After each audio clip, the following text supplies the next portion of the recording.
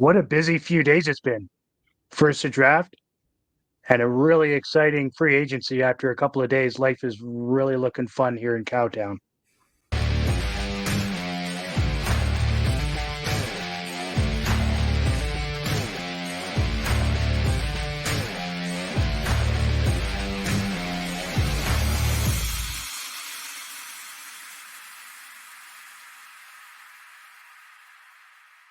Ladies and gentlemen, it's my pleasure to announce that Smooth Sack Summer is officially upon us. When you're playing in the summer sun, make sure you're groomed from pubes to bum.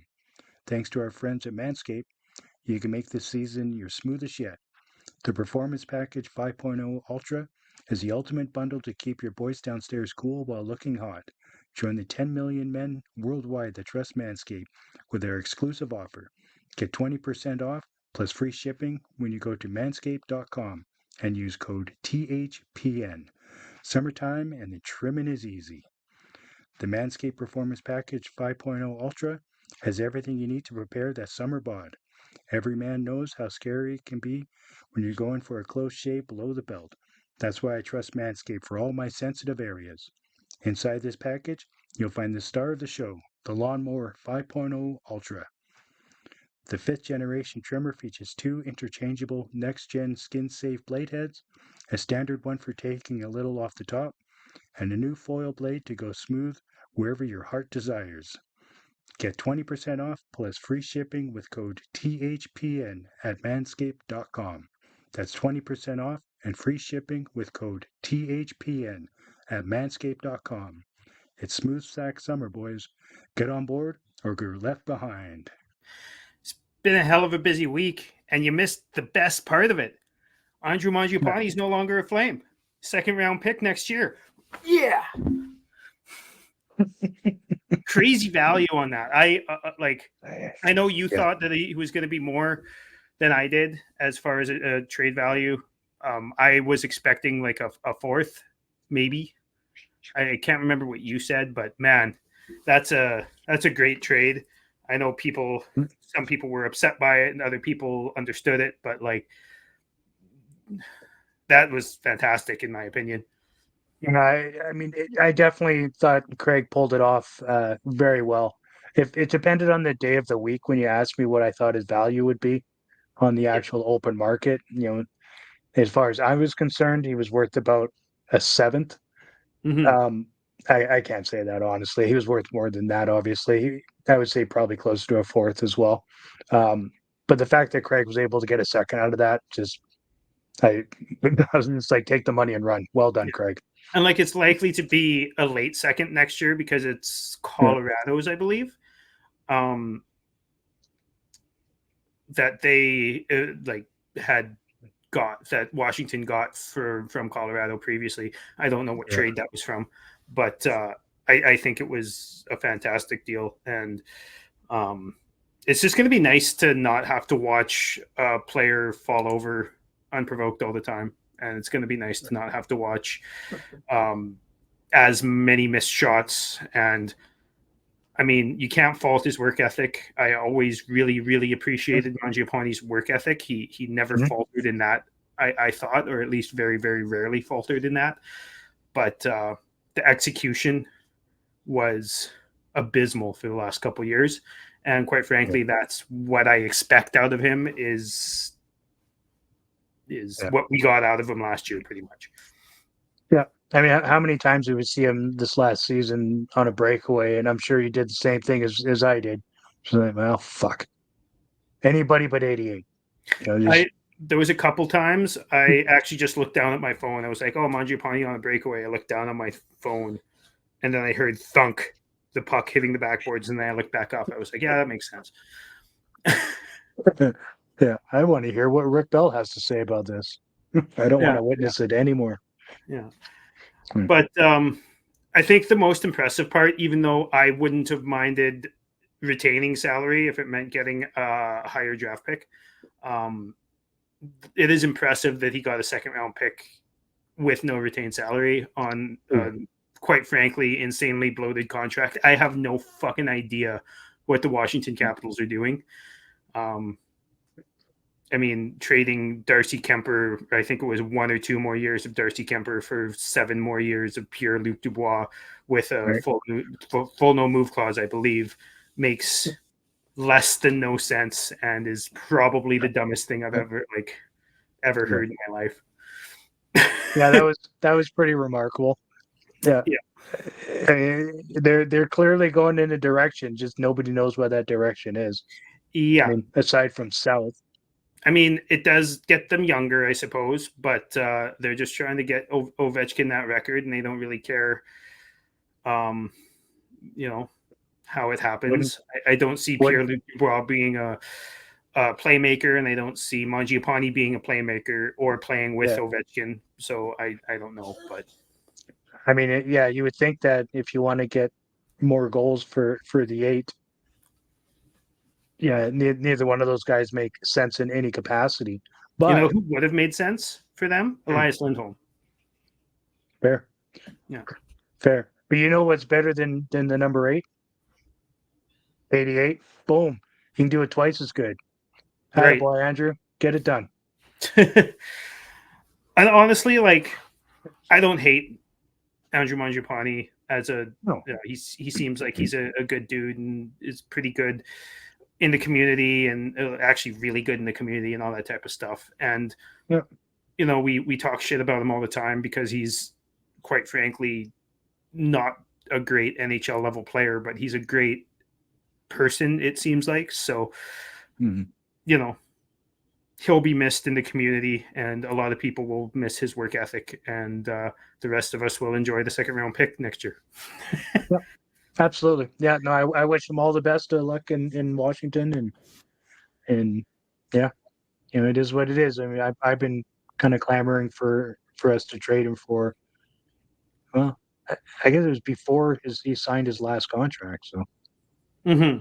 Yeah, no, me too. I mean, you can't hate him for getting that contract. That was no, Brad Treliving's fault. yeah, Um, yeah, they paid him out after that 35 goal season, exactly. which you know rarely is a good thing, right? Go look at our shows from before that signing and around that time of the signing, and you can hear us talk about how unsustainable his goal scoring is or was that Mm-hmm. year. Um, Yeah. Scoring while you're falling down and scoring while you're on your belly or on your ass or on your knees is not sustainable at all. So it's not shocking that he regressed. But moving on, we have a Moving on. draft to talk about. Um, really weird schedule, I thought, as far as the draft being like a week after the Stanley Cup, and then Mm-hmm. the free agency being like 2 days later, made very very little sense to me. I Yeah. know that there were a lot of teams. I think Conroy made it back to Calgary, but there were a lot of teams that just stayed in Vegas because they couldn't get out. And I guess there's an airline strike of some sort. I don't know, but it was not Well, very just well take thought out. And I guess that's why the draft is going virtual, which I don't mind, because do we really need like 20 minutes per pick? It's kind of ridiculous. no, no. You know, especially when you're sitting there waiting on third round, fourth round, fifth round, getting into the players that may or may not, more likely not, actually see NHL minutes. Yeah, I mean, Yeah, that day goes quick. The second day goes quick. The first day, it's and true. I get, maybe the top 10 should be a big thing. But once you get 15, 20, 25, 30, 32, like Mhm. maybe the giant celebration about it, doesn't need to happen, or it can speed up a little bit, or Yeah.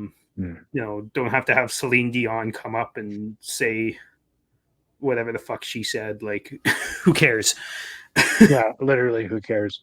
Yeah. The I don't know. Like I'm fine with them making a show of it for the first round, but and doing the 2 through 7 the next day quickly. I Yeah. think that's not a bad format. Give everybody that got that first round pick their opportunity, their moment in the sun. in front of the cameras and make a show of it. I think I don't mind the 32 teams personally.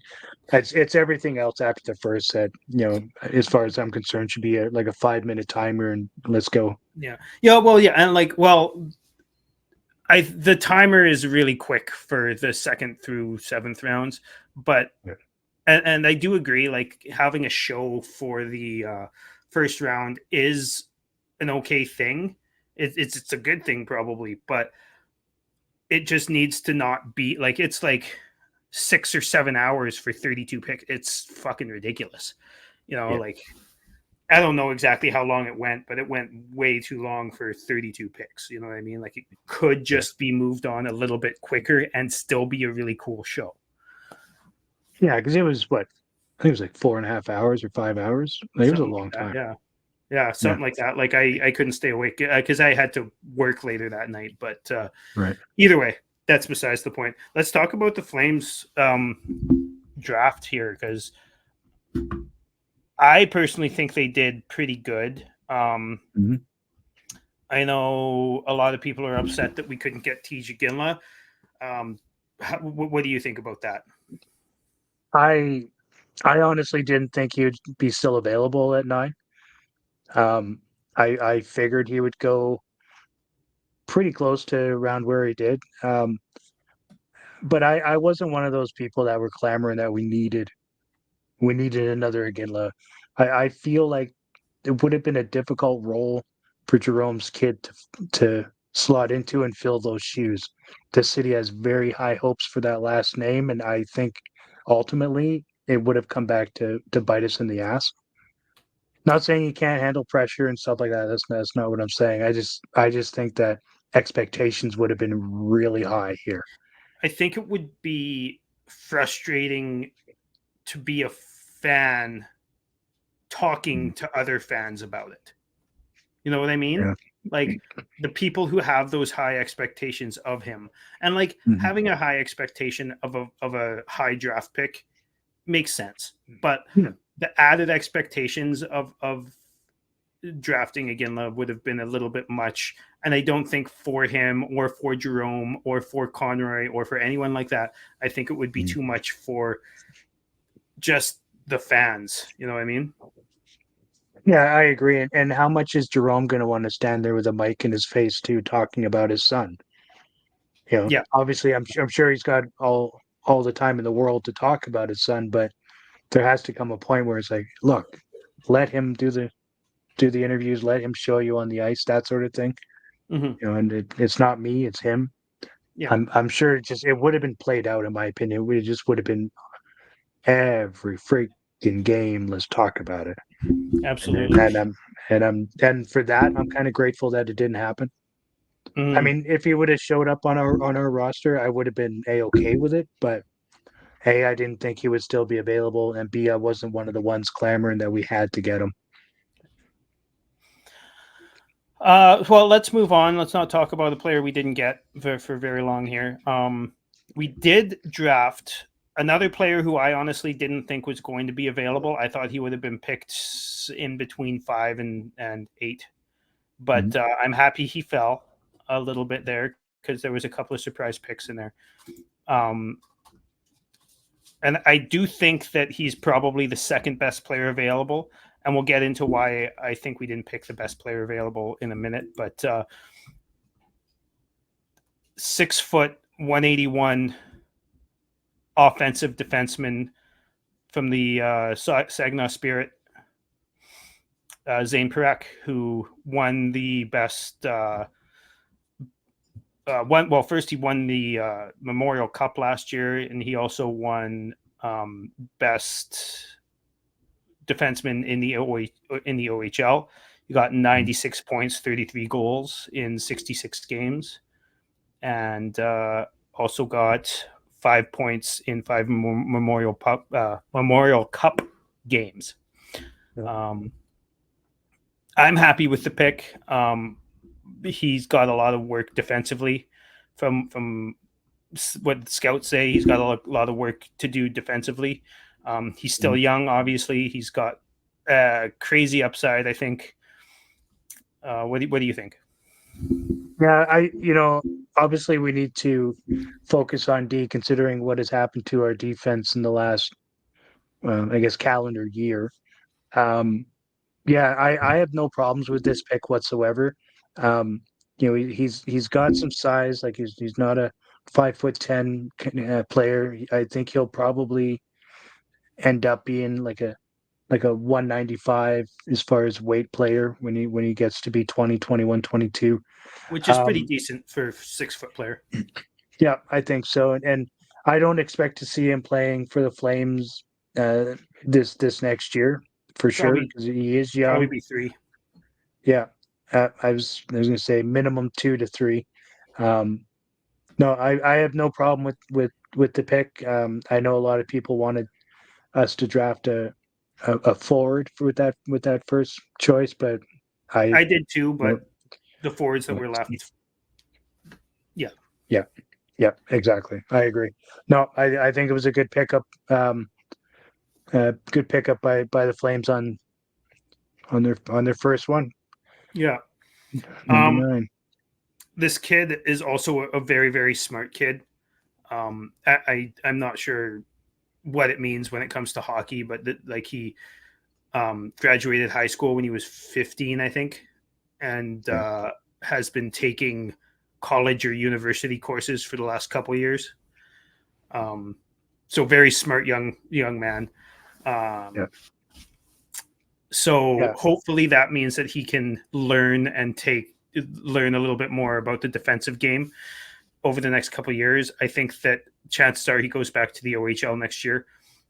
Fun fact: um, the next closest player to him in points in the OHL this year, as far as defensemen are concerned, was our player that we got from the Lindholm trade, which is Hunter Brstevich. All right.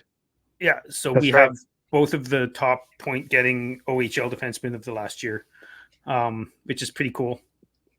That's cool. The he even has some pretty good hardware to go along with his career thus far, right?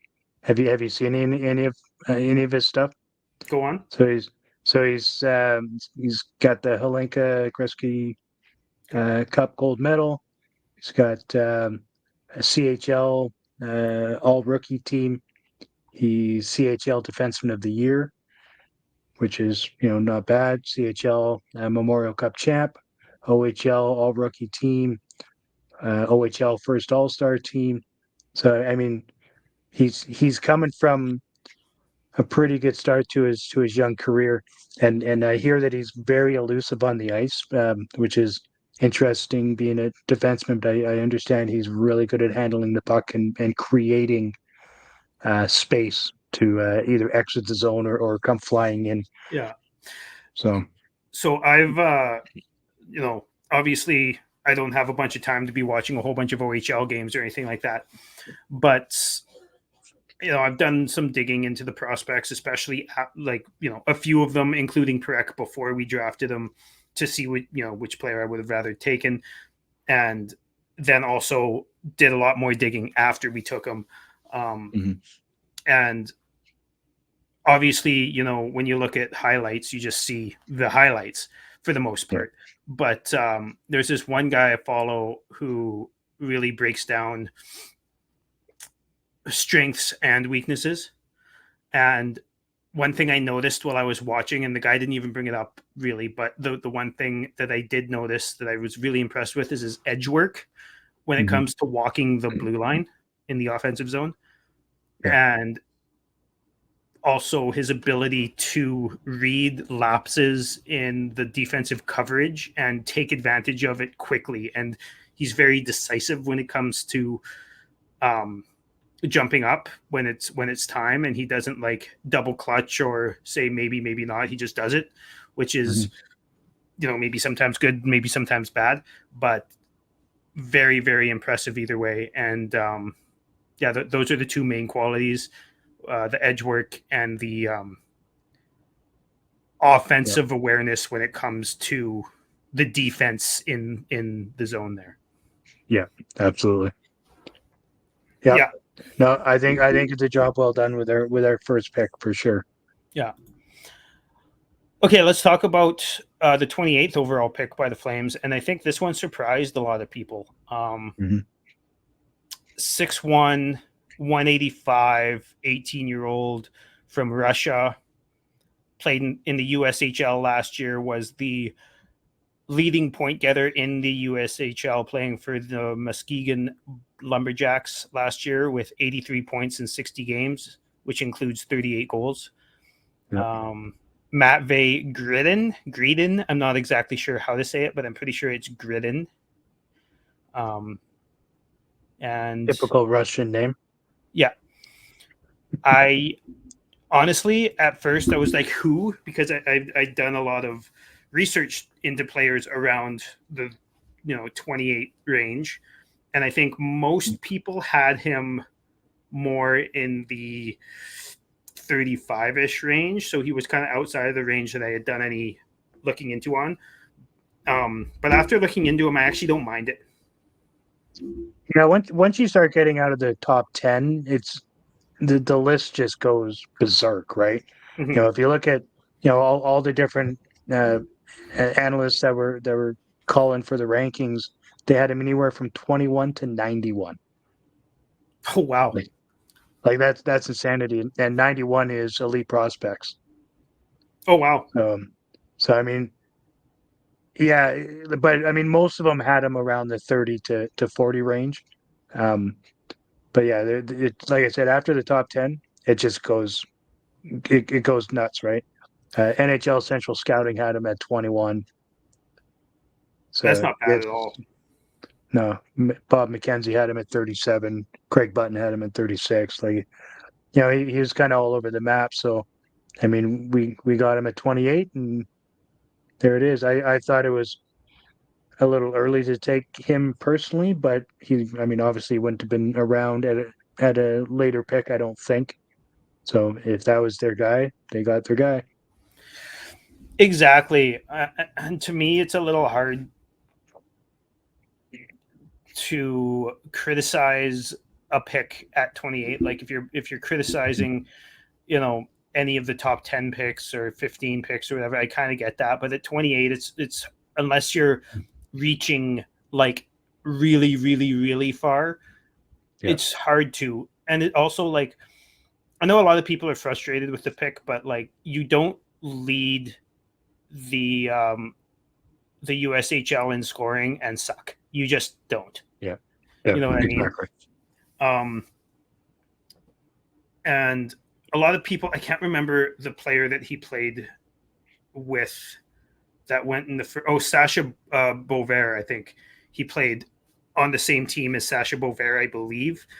Mm. And a lot of people were like, oh, well, he just, benefited from Sasha Bover. And if you actually like look into it a little bit, it's kind of like a little bit of a McDavid Draisaitl situation where Mm. they're on separate lines, but then when they really need a goal at the end of the game, they load up and put them together. So like he Yeah. drove his own line for the vast majority of the time. Yeah. So Yeah. I don't hate it. Again, I don't know a whole bunch about the player, but I did look up, highlights and I watched some videos from that guy who breaks it down really good. And the guy likes to take one timers, which is something we need. Mm-hmm. And the guy also, I found just from my own breakdown of watching him play a little bit, I found he was really smart when it came to knowing when to pass and knowing when to shoot, Right. which is an underrated thing because a lot of people, a lot of players overpass it or shoot it when they shouldn't or whatever. But I found like when the goalie's way out of position in order to make the save on him, he Mm-hmm. was really good at finding an open player that nobody had covered because of the chaos. You know what I mean? Yeah. Instead of taking that shot just because he's close to the net, but he was also really good at taking the shot when there was no open players. So that really impressed me.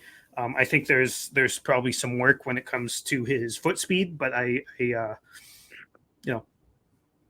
Yep. Yeah, I mean, they also say that he generally chooses the right play to make, whether it be a shoot or a pass. Like he's got really good hockey IQ. Yeah, He's really good at fake out. Apparently, that'll open up a lane for both again his shooting and his passing. Um, somebody that can shoot as well as create plays. Bring him aboard as far as I'm concerned. Let's go. yeah. Yeah. And then the next pick, local Calgary boy, 6 foot, 187, played for the Medicine Hat Tigers. Um, like I said, he's from Calgary. Had 30 goals, 35 assists for 85 points in 63 games, which isn't bad. Yep. A lot of people had him ranked, in between 20 and 30 overall, and we had managed to pick him up at 41, which was I thought a steal. Andrew Basha. Yep. Yeah, according to my list of all the people doing rankings, um, 37 was the highest. Generally, they had them anywhere from 18 to 37, mostly in the mid 20s. So I think being able to acquire him at 41 is that's just falling into your lap. So I think at that point you have to take the best player available, and being born in Calgary just makes it that much better.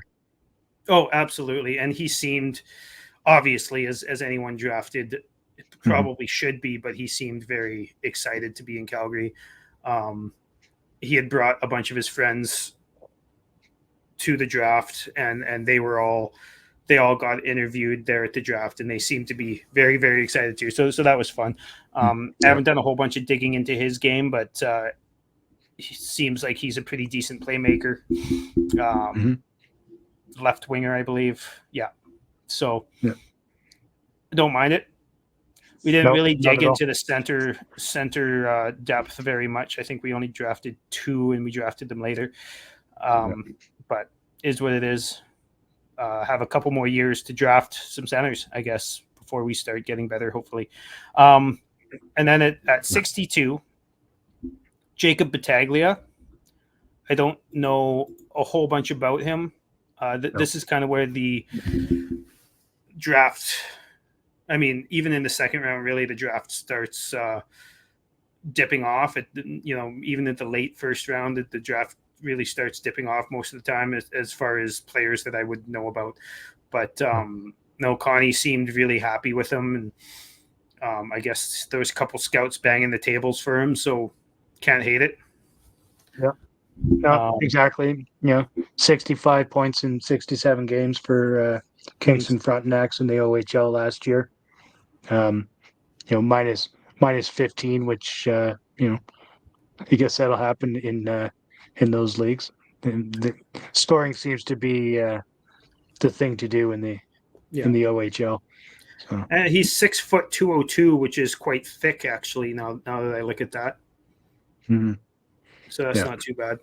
Definitely not very slight. Um, Move through these next few a little bit faster. Henry Muse, who I actually thought was going to be more of a second rounder, falls to 74. I had done a little bit of digging into him. He's 6 foot 189, a defenseman. I think he kind of profiles like Zane Perek a little bit. Like obviously not as skilled, but just kind of a power play quarterback. Super good at getting pucks through and joining the rush and stuff like that. Hmm. Um, I was impressed that we were able to get him as late as we did, but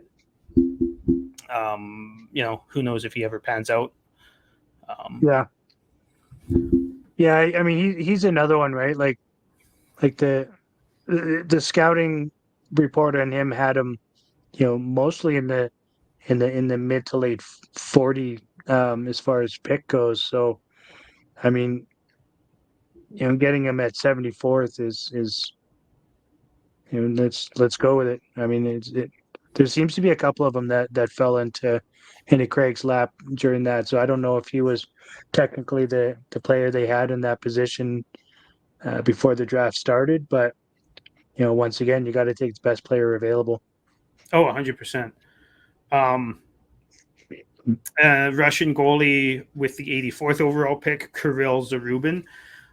Obviously, I never heard of this guy, but 6'4", 178. So a little slight, but very tall goalie. I guess the scouting report on him is very much very mobile, like moves very fast in the net, which is good for a big man who's 6'4". So obviously, probably will be a little while until we see him in North America if we ever do. But I don't mind. I think the third round is a good place to start taking a goalie. Yeah. We took him 84th overall, right? Yeah. I mean, majority of like they had him at like 102 to 243. So, but I mean, there wasn't a ton of other goalies that I would have wanted over him. So, Yeah. let's see it. Elite Prospects website has no no write up on this kid at all. Apparently, he's a very well known or a top secret agent coming out of Russia. But between the pipes, it's good Yeah. news. It's good news. Nobody knows what he's like. They won't have Oh, that Bobrovsky report to shoot high blocker side on him, right? At least for a year. yeah. I mean, yeah, I have no problems with taking them. Like even if it's earlier than the 102 to 2 whatever you were talking about there, but Yeah. you know, I at this point in the draft, um, I heard Jordan Siglet was really pounding the table to get him a couple picks before that, and then they finally just said, yeah, okay, we'll pick him with this one.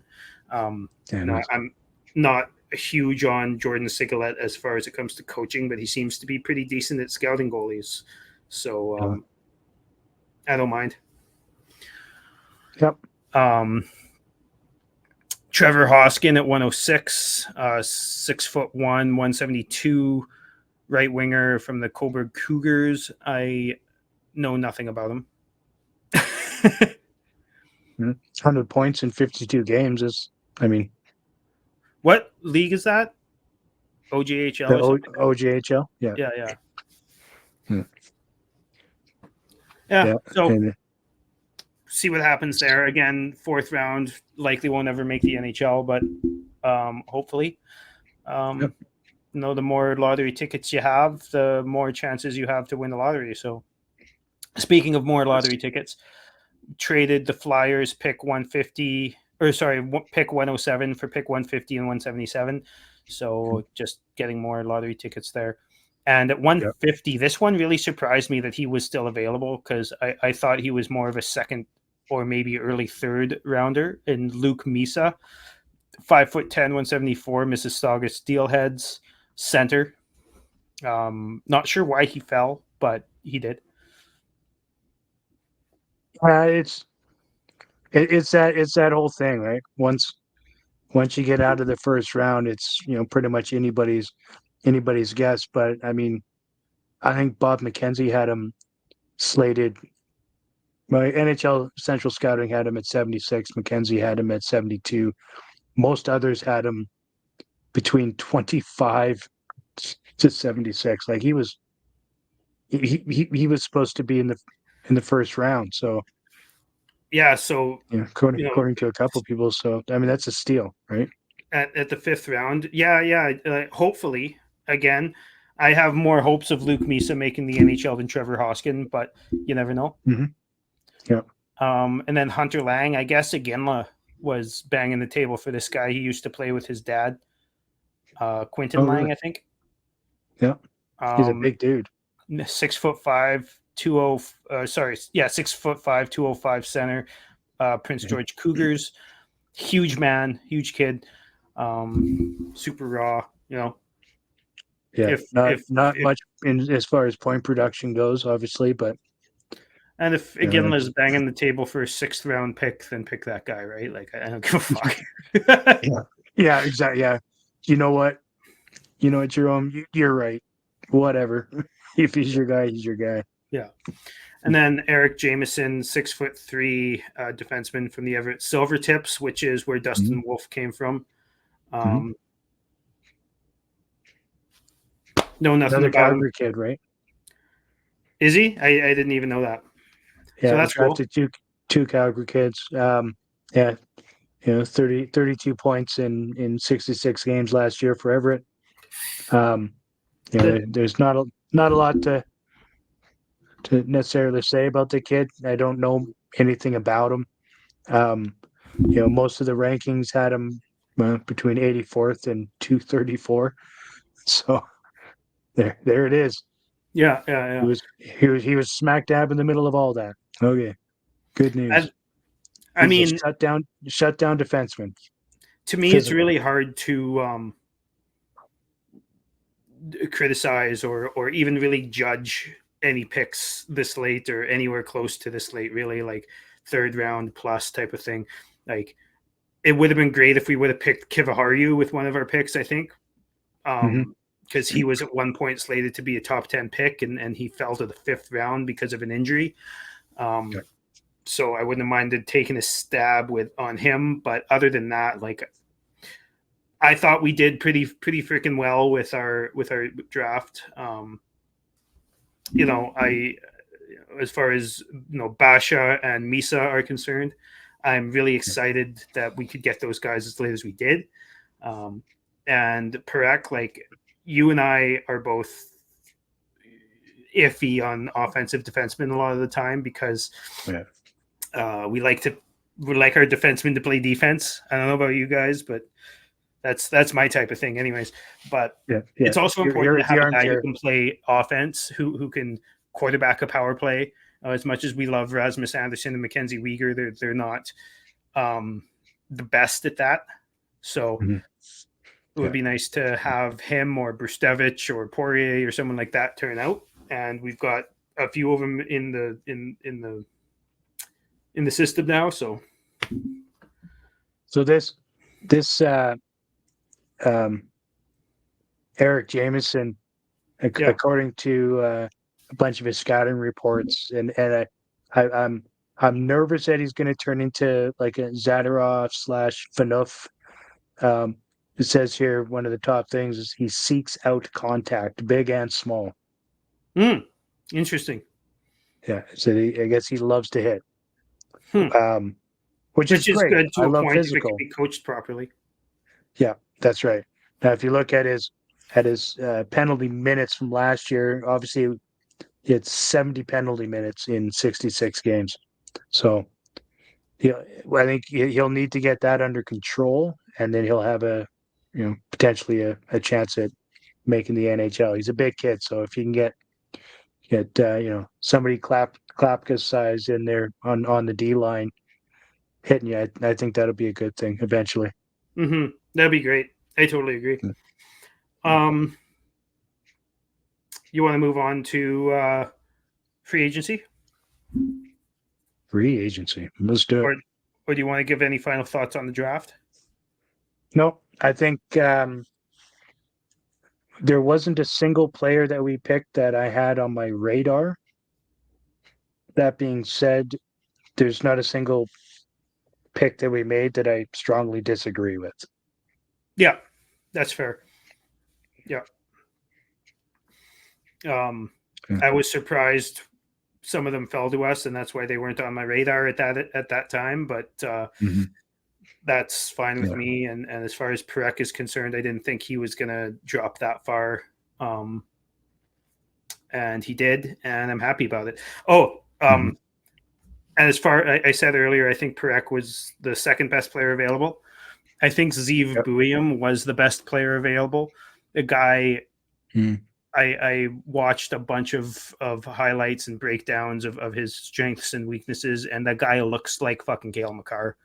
Yeah. I think the reason we didn't pick him is because he plays college hockey in Yep. the States. And I don't specifically buy into that narrative, but I'm sure that losing Adam Fox and all that type of stuff scares the living shit out of Conroy. So I kind of understand it. Yeah. Yeah, no, that I agree with that. Yeah, and like you can tell that Zeev was high on people's lists because Minnesota literally traded one pick up and used a third round pick, I believe, to pick him. So, Yeah, um, yeah. yeah, I'm surprised he fell. I think he was the biggest faller as far as first round is concerned. I would have loved to have taken him anyways because I don't really subscribe to the whole college thing. I think Adam Fox is a one time or like very very rare situation, and you know just Well, because one player is a um, entitled little prick doesn't mean that every other American player is an entitled little prick, right? So, well, I mean, look at the Boston College players that we've had and have. I mean, it's yeah, it's you can't base it on one guy. People would have been doing the same thing over Eric Lindros back in the day, right? yeah. The chase for the Stanley Cup continues, and the action at DraftKings Sportsbook, an official sports betting partner in the NHL, is just as hot as it is on the ice. With same game parlays, live betting, odds boosts, and so much more. Don't miss out as the Stanley Cup playoffs wind down. And if you're new to DraftKings, you got to check this out. New customers bet $5 to get 150 in bonus bets instantly. Download the DraftKings Sportsbook app now and use code THPN. That's code THPN for new customers to get $150 in bonus bets when you bet just $5. Only on DraftKings. The crown is yours. Gambling problem? Call 1-800-GAMBLER. Or in West Virginia, visit www.1800gambler.net. In New York, call 877-8-HOPE-NY or text HOPE-NY. That's 467-369. In Connecticut, Hope is available for problem gambling. Call 888-789-7777 or visit ccpg.org. Please play responsibly. On behalf of Boot Hill Casino and Resort in Kansas, 21 plus age varies by jurisdiction. Void in Ontario. Bonus bets expire 168 hours after issuance. See dkng.com/ice for eligibility and deposit restrictions, terms and responsible gambling resources. Copyright NHL 2024. All rights reserved. And is On the free agency, Flames yep, actually did a few interesting things there. Um, start with the first one. Anthony Mantha signed a $3.5 million contract for 1 year.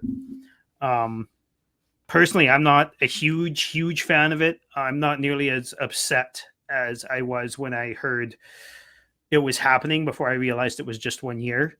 I thought yes. that he would just be standing in the way of prospects, but I feel like he'll probably be flipped halfway to three quarters of the way through the year, so he Yep. won't stand in the way very long. But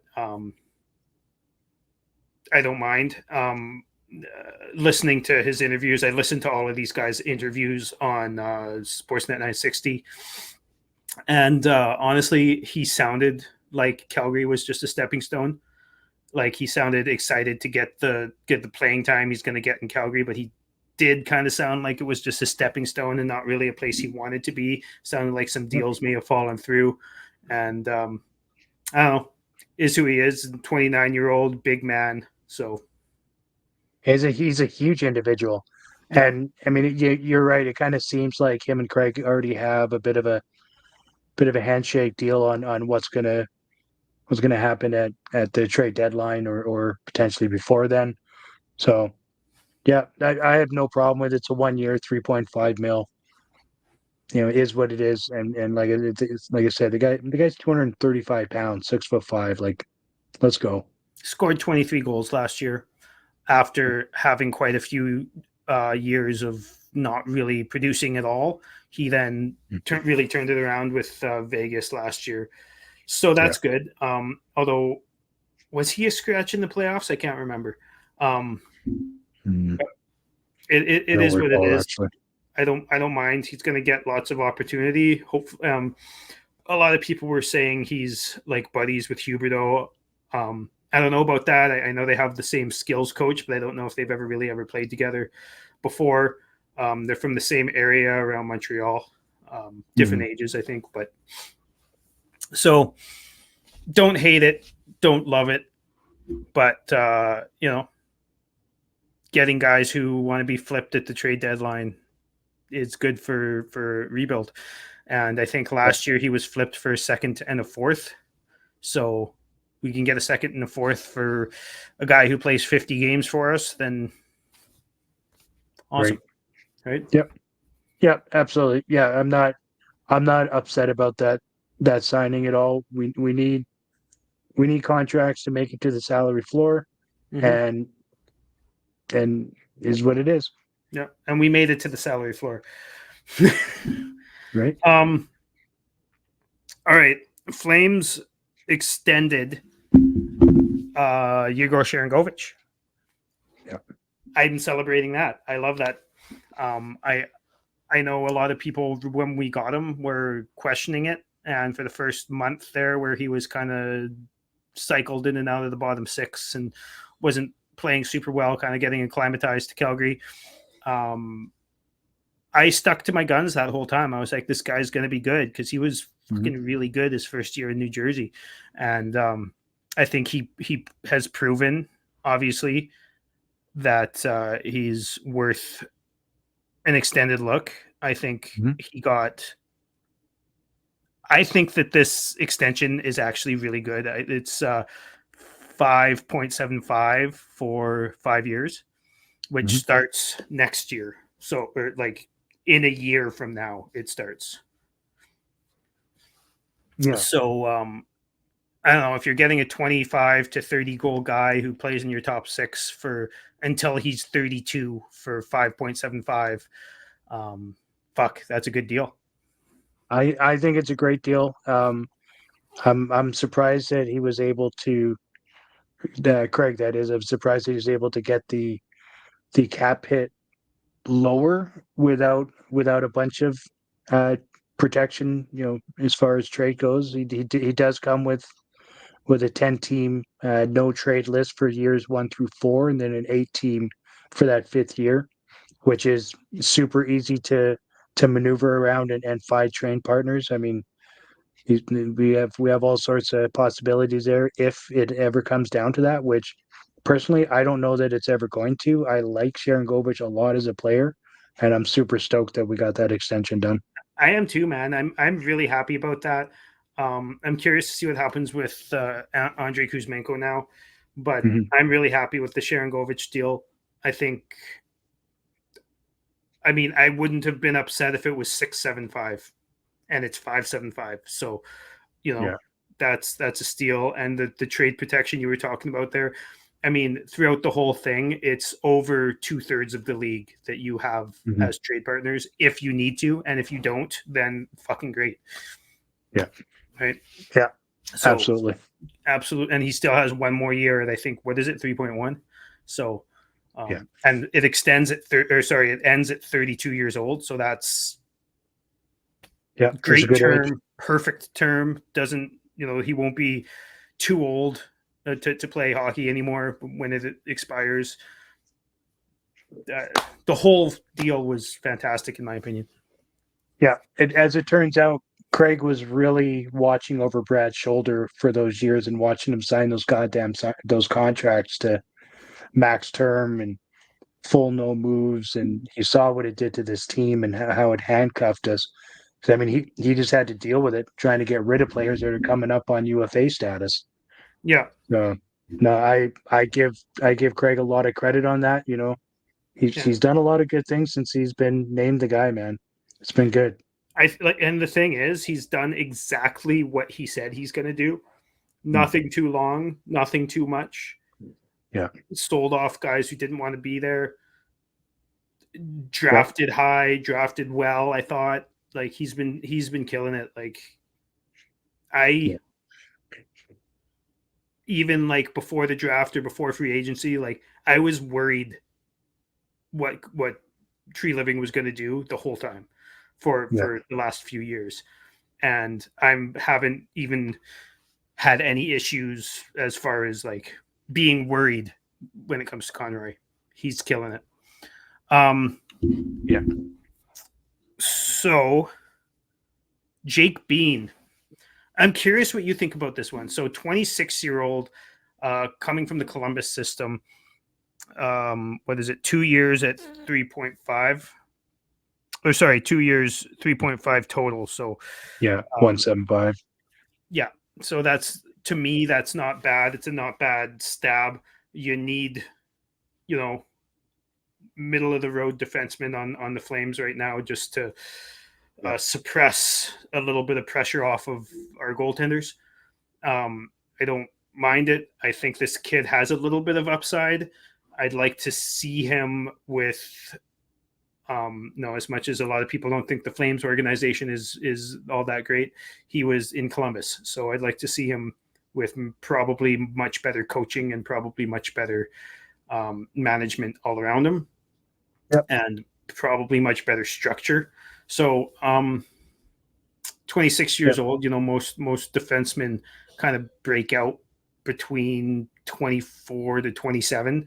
So he's still got a little bit of runway, low risk deal, short term, not, decent money. So yep. I don't hate it. Local kid. He's the son of John Bean, which is, I think he stepped down at some point and I missed that. But yeah, Calgary kid, played for the Hitmen, so he's got a lot of experience at the Dome in this city. He's not here for points, right? yeah, he He's actually here did to play media at the defense. Dome that day. Right. Yeah. That's actually pretty neat. Mm-hmm. No, I have no problems with it. It's low term, it's low value. He'll likely slot on the third pairing.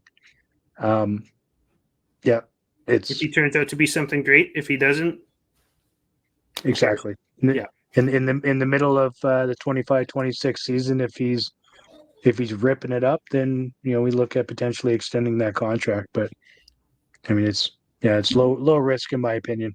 Yeah. Devin Cooley, Sharks goaltender.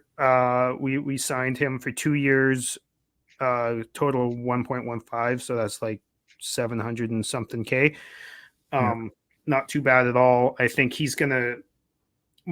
I think he showed out well a few times playing behind San Jose, which was a terrible team last year. I also think that he had a couple of really rough games. I'm interested to see the competition when it comes to Vladar and Cooley and Wolf. I think that I was really impressed with his interview. He was just seemed super happy-go-lucky, just really excited about everything, and just seemed to have a great attitude. He had Steinberg laughing the whole time. Like I really enjoyed that.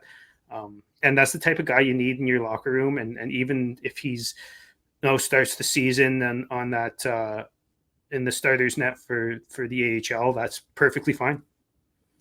Yeah, absolutely. I mean, he's played 6 games in the NHL and on a garbage Sharks team. So I'm not going to take a lot of stock in what his numbers are right now, which obviously are not good, with a 870 save percentage and a goals against average of 498. Yeah.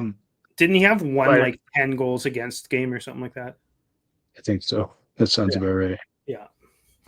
So I'm kid. not worried about it. It promotes competition within the organization, and that's, as far as I'm concerned, that's a good thing. Because I mean, we already kind of somewhat know what Vladar is. He's certainly not as good as I had envisioned when we first got him. I was kind of excited. Plus, we also have Wolf, who he's had some tough games as well. So I think there's nothing wrong with that. I think it's good. He's still fairly young at 27. I think a quick little contract. See what he is, sort of deal. I'm fine with it. 2 year. Yeah, Yeah. see what happens. And you need a goalie in the AHL anyways, whether it's going to be Vladar or him or whatever. Mm-hmm. And you also need somebody who you're okay with calling up and giving a couple games to if Wolf is really struggling and needs a break, or if Vladar and Wolf are both struggling and need a break, or if one of them gets hurt or whatever, right? Like, I don't mind it. Yeah. I don't mind it at No, all. no, I don't mind it at all either. Talk about Martin Firk a little bit. I think he's just going to be an AHL guy. Yeah. I can't even remember what the contract is because it's insignificant. 1 year, 775. The only quality this kid has that I know about is his slap shot, and he is a forward. He broke Zdeno Chera's slap shot record. He's with 109 mile an hour slap shot, which is Not fucking bad. insane. Yeah. Now, if he can get that off in a game or not, I don't know, but I Yeah. guess we'll see. And I think the Wranglers are going to need a little bit of depth, so that should be good. Yeah, I feel like a lot of their players are going to be coming up and going down all season long, so they're gonna need bodies. So They're I going to don't, need it is. stability. Yeah, absolutely. Yeah, nothing wrong with it.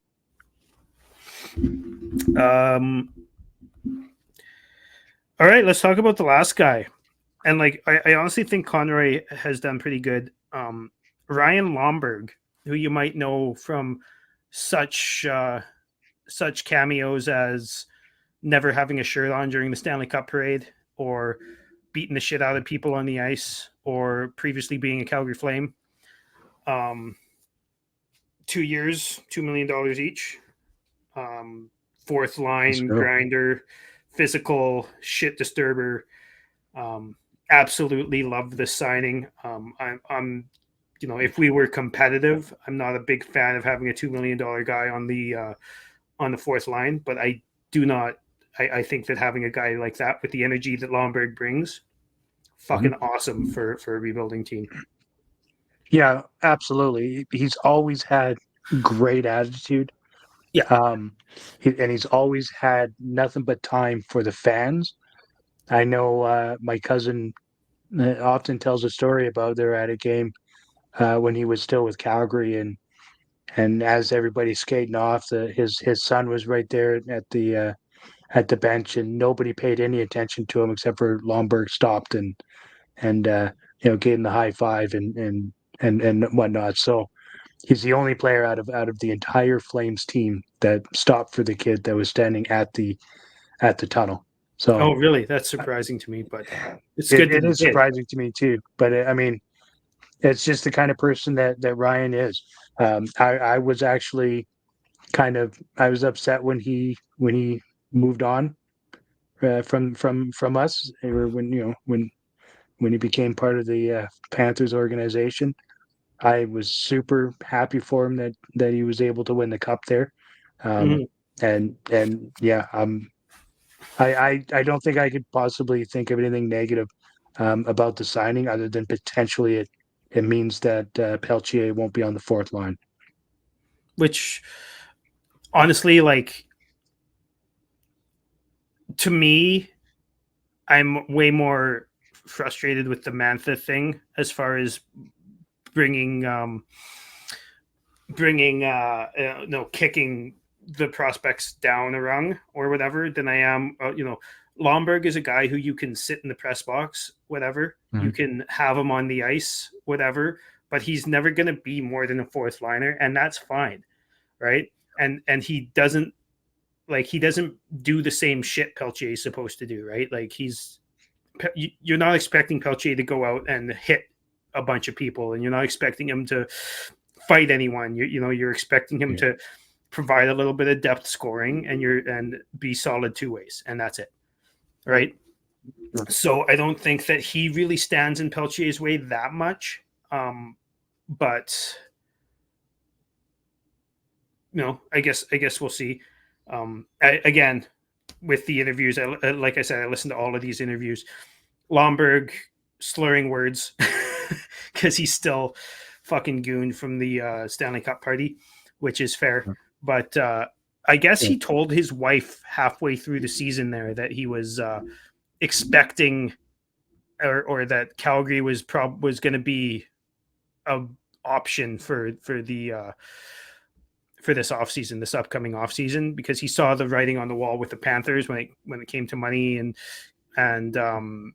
all that type of stuff, and he was, happy with that's that. cool. And he also told he told Steinberg, like, Steinberg kept asking him different questions, and he kept reverting back to talking about the friendships he has in the Flames Nice. organization with Rasmus Anderson and Michael Backlund and um, Ryan Huska, who he said got the best out of him when he was a young player playing in the minors, and Craig Conroy, and I think there was another forward there. I can't remember. There was a few players there, and pretty much all the management staff, and he just kept going back to the friendships. So it seems like this is a guy who him and his family want to play for the Flames and the Flames organization. And yes, he probably got more money than he was going to get in most other places, but he also, I don't think this was a him wanting any move. This is a him wanting to play in Calgary move, which is Yeah. great. We need players like that, man. Like, we don't have nearly enough of that, and it's time to turn that narrative a little bit.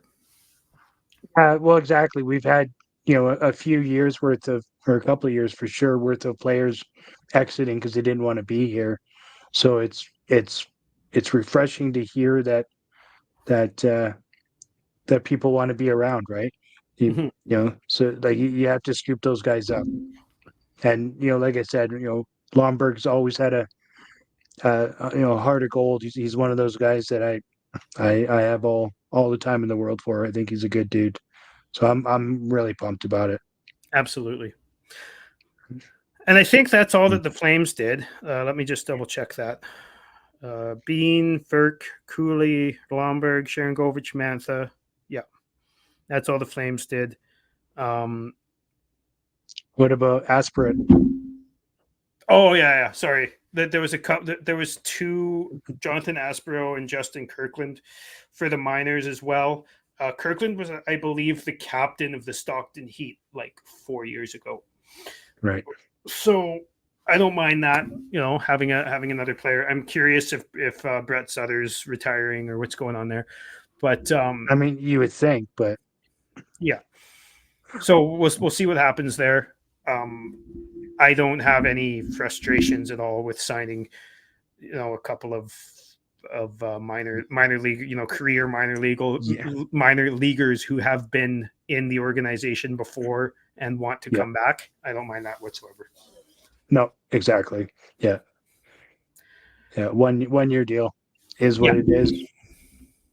Yeah. So I wanted to ask you a question, not Flames related here, before we leave, and I want everybody else also to let me know what you think the best contract signed in the last couple days has been, and what the worst contract signed as like league wide in the last couple days has been, and let us know that in the comment section down below, please.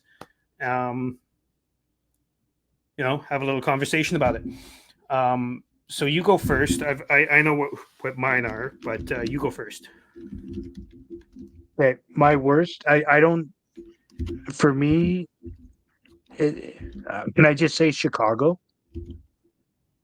It's confusing, isn't it? It's bizarre between Brody at 2 years at 375 each. I love Brody. It's weird that they're signing him. Um, the Pat Maroon. I mean, it's 1 year, 1.3. So I mean, it's nothing. Tyler Bertuzzi, 4 year at 5.5. I kind of get that Uh, one yeah, because he's not old, right? All the other no, guys he's they not signed old. are old. That's fair. Yeah, yeah. I mean, I'll go ahead and say that Brody. To be honest with you, I'm confused by it. It's not a ton of money. but I just everything that they're doing just made no sense to me on July 1 there. I just, the first couple started coming through and I went, huh, they're just trying to It's like they're get to trying. the floor, or like what's happening here? It's like they're trying to kick their prospects out of the lineup, Yeah, right? yeah, super bizarre. I get Bertuzzi because you don't know what Hall's going to be next year after missing the majority of the year, right? Mm-hmm. And being a year older. Um, and you need some players for Bedard to, around Bedard. I get that. But you have Foligno, you've already picked up the last few years, a couple years, you've picked up some players to Yeah, mentor and to protect Connor Bedard, right? You don't yeah, need to keep doing it. At this point, you don't need to give Brody a whole bunch of of ice time. You need to give Kevin Korchinski a bunch of ice time. yeah. You need to, like, with the Yeah, or forwards even they got, they're going to be kicking Lucas Reichel down the lineup and Frank Nazar. Like, all these kids are going to be kicked down the lineup just yeah, because they have more established players now that they don't need to be signing. yeah, like Teravainen. I mean, is that just nostalgia because he drafted him, or I guess so. I don't fucking know. like 3 years at 5.4 for what fucking reason? Like, It unless just they're makes no planning on sense. flipping them, which would be a fucking ton of money, or sorry, a ton of Yeah, draft capital to flip them. But, like, yeah. I I don't get mean, it. you know what? I'm gonna change my answer from Brody and say Teravainen because that one makes even less sense to me. Mm, That's just he's way younger than Brody, so I kind of get that. But way I, younger. he's a few, isn't he like 29 or something? Yeah, I think he's 29. That's Yeah, he just is a random 29. guess. I don't know for sure, but Yeah, yeah. yeah, like, I don't really get it. Either No, way, you can just say Chicago. Just say Chicago, because I was yeah, actually having this argument with our buddy Matt in our group chat the other day or yesterday, and he mm, was like, "Oh no, I get it. They gotta protect Bedard." And I was like, "They already have these guys to fucking protect Bedard. You yeah. need to give your kids. You're rebuilding. What's the point in rebuilding if you're not giving your kids a chance?" And how do any of those guys protect Bedard? Like, Felino, I guess, a little bit, but that was last year, and that made sense, Yeah, that's right? right. Pertuzzi, Yeah, I I guess, guess is physical and, Maroon and will. and will scrap, but Yeah, Brody's not fucking no, physical no, or gonna fight anyone, right? Like, no. as much as I love Brody, like, fuck, I have a Brody jersey right over there, but Yeah, yeah. whatever, Craig Smith isn't gonna protect him. Teravainen isn't gonna protect him. for sure. Brassois, like none of these guys. Yeah, I don't know. I And get and Brissois. Brissois for them makes sense, but it uh, does a bit. Yeah, it doesn't make yeah, sense for him. But okay. Uh, so yeah, my worst was Joel Edmondson. I know you thought I was going to say Jake DeBrusk when I brought this idea to you, yeah, because I didn't want Jake DeBrusk in Calgary. But I don't think that, because DeBrusk is an all right player, and he's going to a team that needs wingers, and it makes sense. Maybe a little bit long, but it kind of makes sense. So I don't mind that one for the Canucks. But Joel Edmondson going to the LA Kings at yeah, 31 years old for yeah, 1, 2, 3, 4 years. Yeah, I read that right. For $3.85 million. yeah, So he'll be, what, 35 when that, and, like, he is a career third pair defenseman. What the yeah, fuck are you doing? Like, this gives me Eric Goodbranson to Columbus vibes. I love yeah, Goodbranson. I like the way Joel Edmondson plays the game. I just, yeah. this number for a third pairing guy who pretty much does nothing but hit and isn't really that great defensively. Like, I don't get it. He's big. It, He's 6'5", 224, but, like, what's going on here? You let Matt Roy It's go so you could sign this fucking guy? yeah, yeah. What's It's going on? And well, Arvidsson, you let Arvidsson go too so you could sign this fucking guy? What's going on here? yeah. Also, like, so uh, what did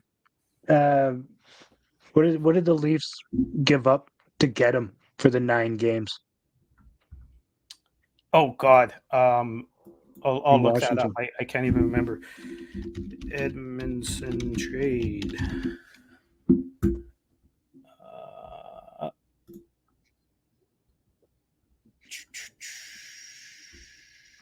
I'm hoping it's something really good because for my disdain for the Leafs organization, third I round pick and a fifth round pick. okay, that's fine then. Yeah, that's fine for a third pair defenseman.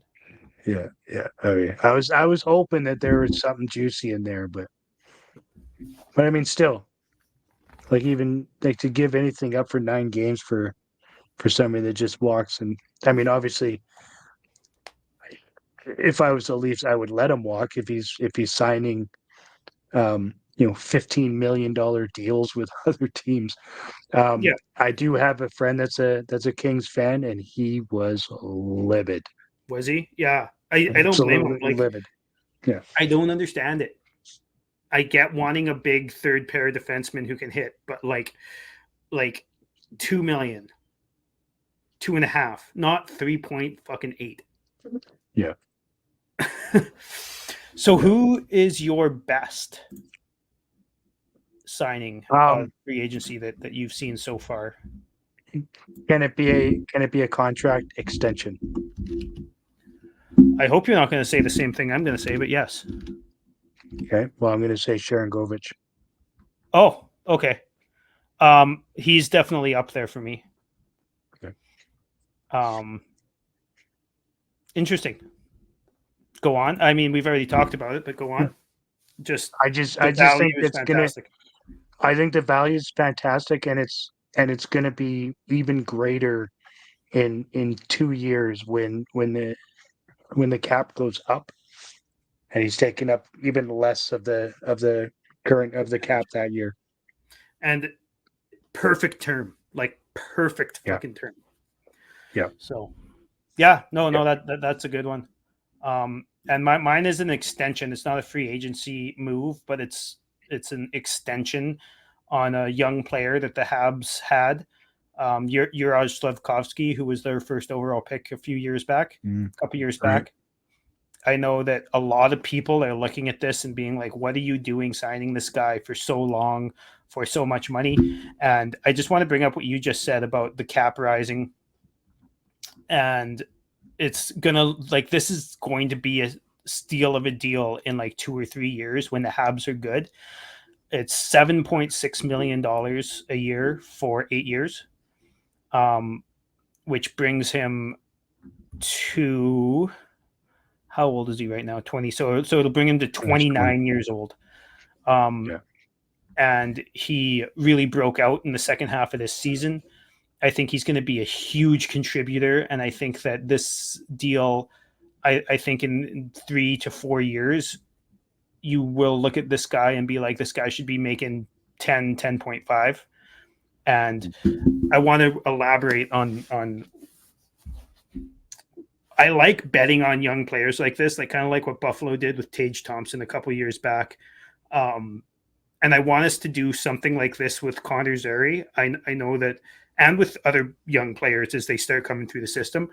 I know Connor Zary hasn't proven a lot to many people, Mhm. but I don't think you can understate the hockey IQ on that kid. And I think that as he gets more experience, is going to be amazing. And it's just going to make him that much better of a player. And he's already pretty good of a player. Now, I don't think Yeah. Connor Zary should get a $7.6 million a year extension, but he's up for an extension. And I think that giving him like a $6 million long term deal would be fucking incredible value in 3 years, Yeah. Yeah. even 2 years. I'm still nervous on doing long term with him. I don't not that I think that he's not going to amount to much. I'm just nervous. I'm more conservative when it comes to my money. Fair enough. Hmm. I just think that if you wait, I think if you wait until the end of this year, upcoming season, he's Hmm. going to get another season's worth of experience. He's going to get another season worth of like full-time top 6 minutes, probably as a center for the majority of it. Yeah. And his agent's going to look at that and be like, give us 8, you Yeah. know? So, Yeah, it's possible. so It's that's the way possible. I look at it. But Yeah. I'm curious what our listeners think about that too. Let me know in the comments below. Light me up if you must, or agree with me because you're smart. Oh, Dylan. What do you think of the Slavkovsky one? No, I think it's a risk for sure. Mm-hmm. Um, Oh, I absolutely. mean, And so would the I mean, Czari theory.